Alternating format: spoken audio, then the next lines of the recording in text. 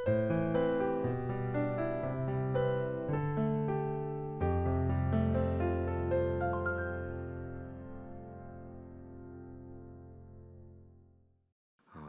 12일 매일 주심 기도회 함께 드리겠습니다. 전능하신 하나님, 오늘도 주의 손으로 나를 붙드시고 인도하심을 감사드립니다. 주님 앞에 고개 숙여 기도하지만 여전히 죄인되고 연약한 우리의 모습 그대로 나아온 우리를 긍휼히 여기시고 주님의 날개의 그늘 아래 품어주시는 사랑을 경험하는 하루가 되기를 소망합니다. 주님 앞에 무엇이라도 보일 수 있는 떳떳함이 우리에게 없다는 것을 정직히 고백합니다. 나의 나됨이 아닌 오직 주의 은혜로 우리가 이곳에 있음을 기억하며 우리에게 허락하신 이 특권의 자리를 누리는 주의 자녀들 되게 하여 주시옵소서. 치료하시며 위로하시는 하나님, 특별히 내일 우리 교회에서 암 환우들을 위한 치유 집회가 있습니다. 무엇보다 그 시간을 통해 환우들과 가족들이 주님의 위로와 평안을 누리는 시간이 되기를 원합니다. 오가는 모든 교통편과 진행되는 모든 시간에 아무런 사고나 어려움 없도록 주님 안전하게 지켜주시고 보호하여 주시옵소서. 말씀을 전하시고 주최하시는 김동우 목사님과 에스겔 선교에서도 함께 하시고 모든 순서 담당자들에게 하나님의 마음 주셔서 겸손으로 서로를 대하고 세워줄 수 있는 귀한 은혜가 있게 하여 주시옵소서. 이 공간 안에 참 많은 사람들이 모일 것이고 또 행사를 주최하고 진행하는 스태프들도 많이 올 것입니다. 하나님, 이곳에 모인 모든 이에게 하늘의 평강과 기쁨이 있기를 원합니다. 또한 보이지 않는 곳에서 묵묵히 섬기는 손길들을 기억하여 주시옵소서. 모든 섬김이 주님을 향한 예배의 마음으로 드려지게 하시고 그 섬김 가운데 넘치는 기쁨을 주셔서 지치고 소진되지 않도록 붙들어 주시옵소서. 사랑하는 하나님, 오늘도 말씀 앞에 겸손히 내 생각과 고집을 내려놓습니다. 기도해야 하는 제목이나 해야 할 분주한 마음들도 내려놓습니다. 오직 하나님 음성에 귀 기울이기에 하시고 말씀하시는 뜻에 순종하게 하시고 손과 발로 살아내며 경험하는 말씀들 되게 하여 주시옵소서. 감사드리며 우리와 함께 하시는 예수님의 이름으로 기도드립니다. 아멘. 오늘 우리에게 주시는 하나님의 말씀은 민수기 27장 1절로 11절까지 말씀입니다. 저와 여러분이 한 절씩 교독하시고 마지막 11절 말씀은 함께 합독하도록 하겠습니다. 하나님의 말씀입니다. 요셉의 아들 므낫세 종족들에게 므낫세의 현손 마길의 증손 길앗의 손자 헤벨의 아들 슬로브앗의 딸들이 찾아왔으니 그의 딸들의 이름은 말라와 노아와 호글라와 밀가와 디르사라. 그들이 회막문에서 모세와 제사장 엘르아살과 지휘관들과 온 회중 앞에 서서 이르되 우리 아버지가 광야에서 죽었으나 여호와를 거슬러 모인 고라의 무리에 들지 아니하고 자기 죄로 죽었고 아들이 없나이다. 어찌하여 아들이 없다고 우리 아버지의 이름이 그의 종족 중에서 삭제되리이까? 우리 아버지의 형제 중에서 아멘. 모세가 그 사연을 여호와께 아뢰니라. 여호와께서 모세에게 말씀하여 이르시되 슬로브와 딸들의 말이 옳으니 너는 반드시 그들의 아버지의 형제 중에서 그들에게 기업을 주어 받게 하되 그들의 아버지의 기업을 그들에게 돌릴지니라.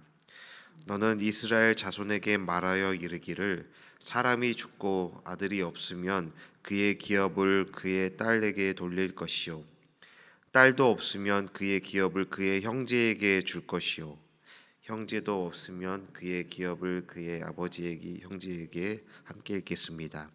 그의 아버지의 형제도 없으면 그의 기업을 가장 가까운 친족에게 주어 받게 할지니라 하고 나 여호와가 너 모세에게 명령한 대로 이스라엘 자손에게 판결의 규례가 되게 할지니라.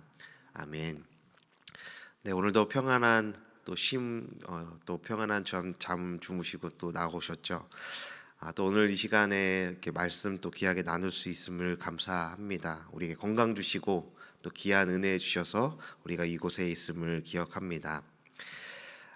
성경의 배경이 되는 이 고대 중동의 문화에서 그 남성 중심의 이 사회에서 여성의 인권을 말한다는 것은 굉장히 불편합니다. 여기서도 이곳에서도 많은 또 우리 여성 성도님들께서 참여를 하셨는데 좀 여성 인권에 대해서 제가 조금 설명을 드릴 건데 불편하실 것 같습니다. 당연히 당시의 사회는 남성 중심의 사회였습니다. 그렇게 당시의 여성의 인권은 지금 제가 이렇게 말씀드리기 민망할 정도로 존중받지 못했습니다. 여자들은 한 인격으로서가 아니라 하나의 재산적 가치로서만 인정되곤 했습니다. 그렇게 여인들은 자기 남편을 부를 때 여보 자기야 이렇게 부르는 것이 아니라 바알이라고 불렀습니다. 바알이라는 것이 주인이라는 뜻인데 아내가 남편을 부를 때 주인님이라는 호칭을 사용하기도 했다라는 겁니다. 또한 신하가 왕을 부르듯이 남편을 불러야 했다고 합니다. 심지어 당시 그 사람들이 했던 기도문 중에 내가 여자로 태어나지 않아서 감사합니다라는 기도를 했다고도 하지요. 우리가 민수기를 계속해서 보고 있는데 이 두 번의 인구 조사에서도 약 60만 명 가량의 이스라엘 백성들이 계수가 됩니다. 그런데 이 60만 명의 숫자는 성인 남성의 숫자만을 계수한 것입니다. 즉 여성의 숫자들은 이스라엘의 그 계수에 포함이 되지 않았다라는 겁니다. 그래서 성인 남성의 숫자가 60만 명이고 이스라엘 전체의 인구는 약 200만 명 정도가 되었을 것이다라고 추측을 할 수 있습니다. 그렇게 당시의 문화와 또 사회적 분위기는 여성에게 굉장히 불리했습니다.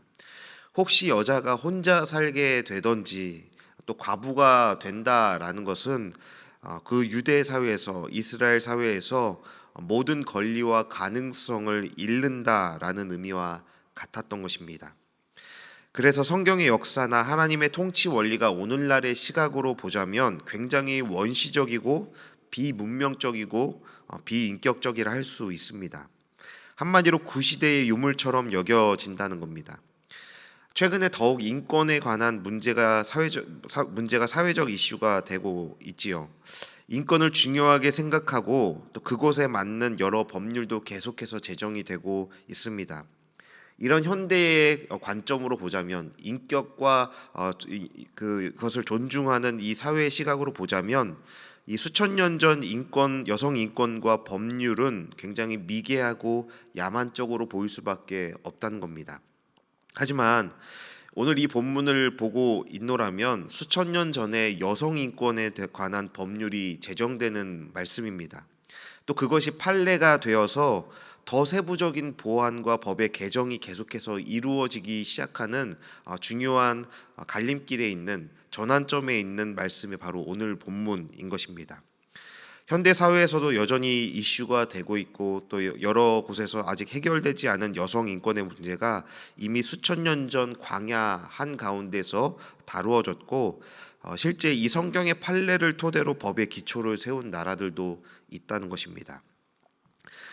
오늘 본문의 문제는 슬로브핫이라는 사람이 아들 없이 딸만 남기고 죽게 되면서 발생됩니다. 그런데 특이한 것은 이 슬로브핫의 딸들의 이야기가 전문맥이었던 민수기 26장 33절에서 이미 언급이 되고 있습니다. 그 본문에서 이미 이 5 딸들의 이름도 명확하게 기록이 되고 있습니다. 또한 오늘 본문 27장 이후에 나오는 36장에서 여성 상속에 관한 법률이 계속해서 보완이 되고 있고 개정이 되고 더 세부적인 항목들이 추가가 되고 있습니다. 민수기뿐만 아니라 이 여호수아 17장에서 이 개정되고 보완되었던 이 법률이 어떻게 실제적으로 이루어졌는지 여호수아 17장에서도 다루어지고 있고 역대하 7장에서도 이 슬로브와 딸들의 이야기가 다뤄지고 있습니다.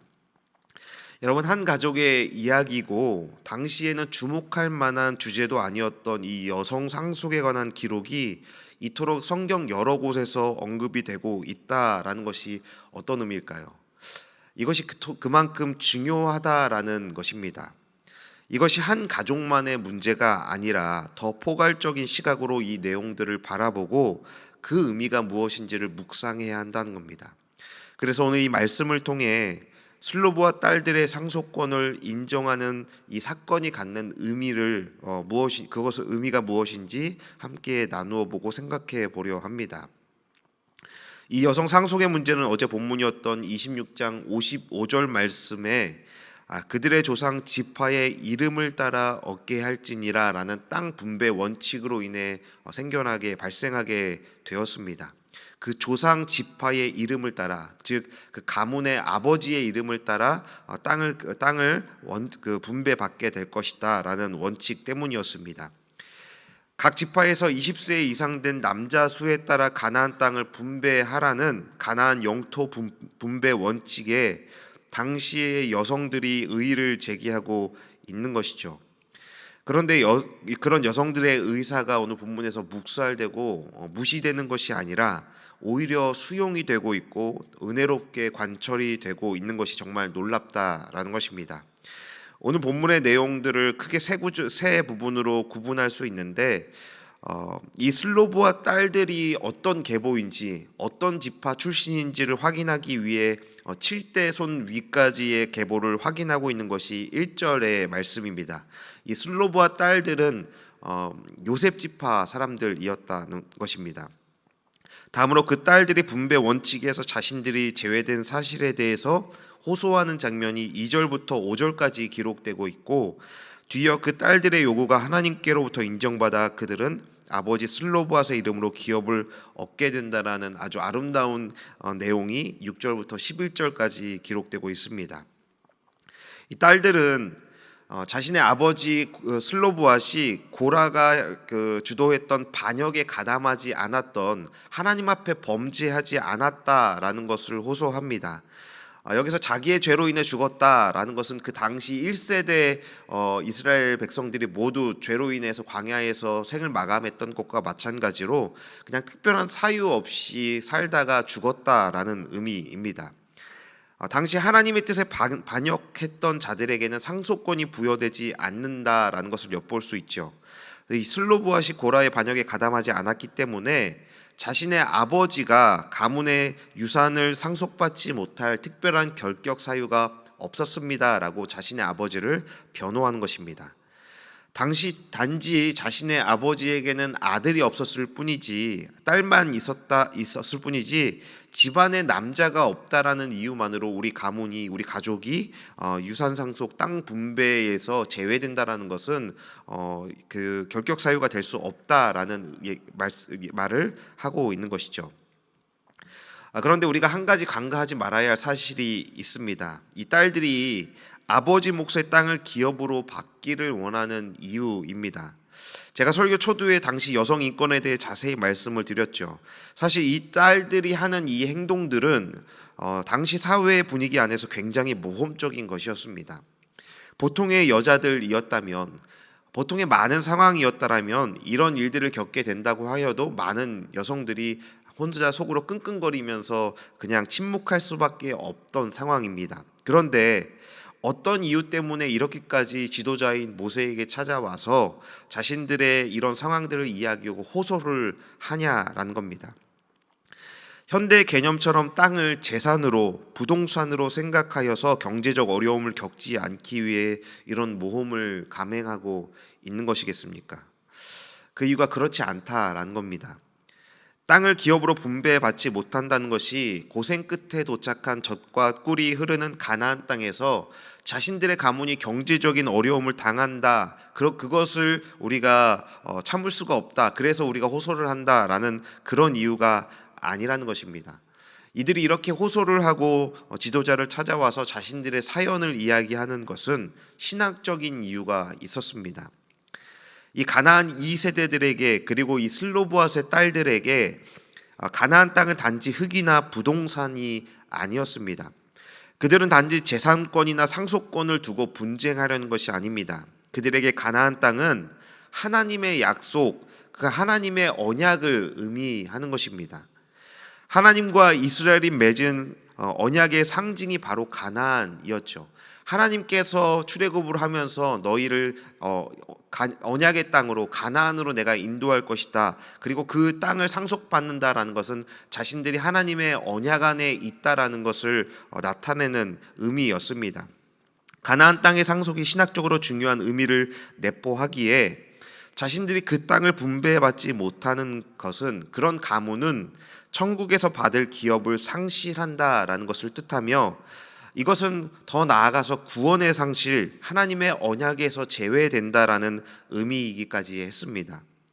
이 딸들이 땅을 상속받겠다는 진심이 사절 말씀에 기록되어 있는데, 이 말씀을 제가 세번역 성경으로 사절 말씀을 읽어드리겠습니다. 그러나 아들이 없다는 이유로 아버지의 가족 가운데서 아버지의 이름이 없어져야 한다니 어찌 이럴 수 있습니까? 우리 아버지의 남자 친족들이 유산을 물려받을 때에 우리에게도 유산을 주시기 바랍니다. 아버지의 이름이 없어져야 한다니 라고 말하고 있지요. 슬로브와 딸들의 진정 원했던 것은 자신의 아버지의 이름이 이스라엘에서 영원히 지어지지 않는 것, 아버지의 이름이, 자신의 가문의 이름이 끊어지지 않는 것을 원했던 겁니다. 이런 여인들의 요구와 요청이 어떻게 처리되고 있는지 살펴보겠습니다. 이 문제는 그 당시에 전혀 한 번도 다뤄본 적 없는, 다뤄지지 않았던 인권에 관한 문제이고 상속에 관한 문제였기 때문에 모세도 섣불리 혼자의 생각으로 판단할 수가 없었습니다. 그래서 모세도 늘 했던 것처럼 하나님께 응답을 구하며 하나님께 그 대답을 요청합니다. 그러자 하나님이 모세의 기도에 응답하시는 내용이 6절부터 11절까지 내용인데, 우리가 이 말씀을 조금 길지만 다시 한번 우리 6절부터 11절 말씀을 읽어보겠습니다. 6절부터 함께 한 목소리로 읽어보겠습니다. 여호와께서 모세에게 말씀하여 이르시되 슬로브와 딸들의 말이 옳으니 너는 반드시 그들의 아버지의 형제 중에서 그들에게 기업을 주어 받게 하되 그들의 아버지의 기업을 그들에게 돌릴지니라. 너는 이스라엘 자손에게 말하여 이르기를 사람이 죽고 아들이 없으면 그의 기업을 그의 딸에게 돌릴 것이요 딸도 없으면 그의 기업을 그의 형제에게 줄 것이요 형제도 없으면 그의 기업을 그의 아버지의 형제에게 줄 것이요 그의 아버지의 형제도 없으면 그의 기업을 가장 가까운 친족에게 주어 받게 할지니라 하고 나 여호와가 너 모세에게 명령한 대로 이스라엘 자손에게 판결의 규례가 되게 할지니라. 아멘. 네, 하나님께서 이 딸들의 호소를 응답해 주시고 이 요구를 들어 주십니다. 율법으로 제정되어 있던 당시 사회 또 문화의 관념과 규칙이었던, 규율이었던 것을 하나님께서 철폐하시고 새로운 법을 제정해 주시는 것이죠. 하나님은 슬로브와 딸들의 청원을 들으시고 이것이 옳다라고 인정해 주신 후에 이스라엘 자손들이 반드시 지켜야 할 새로운 율례로 제정해 주십니다. 그리고 앞으로 이 일들이 앞으로 다루어지는 여러 가지 사유의 좋은 판례가 되어서 그것을 삼아서 이 일들을 기준으로 앞으로의 그 상속의 문제들을 다루어 가라라고 말씀을 하십니다. 상속받을 아들이 없을 경우에도 딸들에게도 유산을 상속할 동등한 권리를 보장해 주어야 한다라고 하시죠. 또 이 율례로 말미암아 슬로브앗의 이름으로 가나안에서 땅을 상속받을 수 있게 되었고 그의 가문이 계속해서 하나님의 언약 안에 이어지고 연결해 갈 수 있는 그런 길이 열렸습니다. 하나님은 이렇게 믿음에 근거한 정당한 간구를 들으실 때에는 응답해 주십니다. 우리의 정욕이나 우리의 욕망이나 잘못된 것으로 구하는 기도가 아니었고 요청이 아니라면 하나님께서는 정당하게 우리가 요구하는 것에 대해서 귀 기울여 주시고 우리의 요청에 응답해 주시는 분이라는 겁니다. 사랑 여러분, 이 슬로브와 딸들이 당시의 모든 사회적 통념과 한계를 넘어 이렇게 무모하고도 모험적인 시도를 했던 이유를 우리가 기억해야 합니다. 세상적 부와 정욕을 위한 간구가 아니었습니다. 이들이 포기하지 않고 요청했던 이유는 하나님의 언약에서 끊어지지 않는 것이었습니다. 땅은 하나님이 주신 기업이었고 언약의 상징이었습니다. 그런 땅을 상속받지 못한다라는 것은 하나님의 기업이 나의 가문에서 끊어지게 되는 것이고, 더 이상 아버지의 이름으로 하나님의 약속이 이어지지 않는 것을 의미합니다. 이들은 하나님의 약속을 그만큼 철저히 믿고 있었고, 이 세상의 다른 결핍을 위해 간구하는 것이 아니라 하나님과의 관계가 끊어지는 것을 이들은 참을 수가 없던 겁니다. 여러분, 우리도 마찬가지입니다. 다른 기쁨과 우리가 다른 만족을 포기한다 하여도 하나님의 언약에서 제외되는 것만은 우리는 결코 타협할 수 없다, 타협할 수 없는 것이어야 한다라는 것을 믿으시고 언제나 기억하시기를 바랍니다. 이 세상 모든 것을 우리가 잃어버린다 하여도 우리가 주님을 사랑하는 그 기쁨을 빼앗기지 않는 것, 영원한 하나님 나라의 소망을 잃어버리지 않으려는 그 열망함이 저와 여러분에게도 가득하기를, 우리의 삶 속에도 충만하기를 기원합니다. 우리가 간절히 기도하는 우리의 목적들을 다시 한번 하나님 앞에 점검하셨으면 좋겠습니다. 지금 우리가 직면해 있는 세상적인 필요와 간구보다 하나님의 언약과 깊은 관계의 친밀함을 위해 우리가 모험할 신앙의 모습이 우리에게 준비되어 있는지, 우리가 하나님과의 관계를 깨트리지 않고 끊어지지 않기 위해서 우리는 어떤 모험을 감행할 수 있는지, 우리의 기도와 우리의 신앙의 자세를 이 말씀 앞에 돌아보았으면 좋겠습니다. 하나님은 하나님 나라와 주님을 향한 그 열망함에 반드시 응답해 주실 것입니다. 하나님은 그 마음을 인정해 주실 것입니다. 세상의 복을 위한 간절함이 아닌 영적인 복과 하나님의 약속을 기업으로 받기 원하는 간절한 기도에 반드시 응답해 주실 줄 믿습니다. 그렇게 여러분 더 욕심내시고 하나님을 더욱더 갈망하시기를 바랍니다. 그런 우리의 삶을 바라보시고 하나님은 하늘의 기업을 상속하여 주실 것입니다. 그리고 그 하늘의 기업이 나만을 위한, 우리 자신만을 위한 기도가 아니라 그 기업은 저와 여러분의 삶을 통하여 우리 자녀들에게, 우리 신앙의 후배들에게 이어질 것이며, 저와 여러분의 삶이 앞으로의 좋은 판례가 되어서 하늘의 복을 전하는, 또 우리의 삶을 따라서 우리의 신앙의 후배들이 그 신앙의 판례를 따라서 판단하고 기준 삼고 하나님을 그렇게 더욱더 갈망해 갈 수 있는 좋은 이정표가 될 그런 우리의 삶이 그렇게 쓰임받게 될 것입니다. 우리가 그 하늘의 소망을 가지고 또 오늘의 삶과 우리 앞으로의 삶을 주님 안에 믿음으로 살아가시기를 주님의 이름으로 축원합니다. 함께 기도하시겠습니다. 나의 영원하신 기업 되신 하나님, 우리에게 하나님 나라의 유업과 언약 백성의 정체성을 향한 더 깊은 열망함을 부어 주시옵소서. 익숙한 신앙의 통념과 상식에 묶여있는 신앙과 삶을 향해 거칠게 질문하며 저항할 수 있는 구령의 열정을 회복시켜 주시옵소서. 이 세상 다른 것 다 잃는다 하여도 하나님 나라의 기업과 유산은 결코 포기하지 않도록 날마다 깨어있기를 원합니다. 분주한 세상살이에 매몰되어 하나님 나라를 향한 도전과 갈망함을 잃지 않도록 성령 하나님 날마다 연약한 우리의 도움되어 주시옵소서.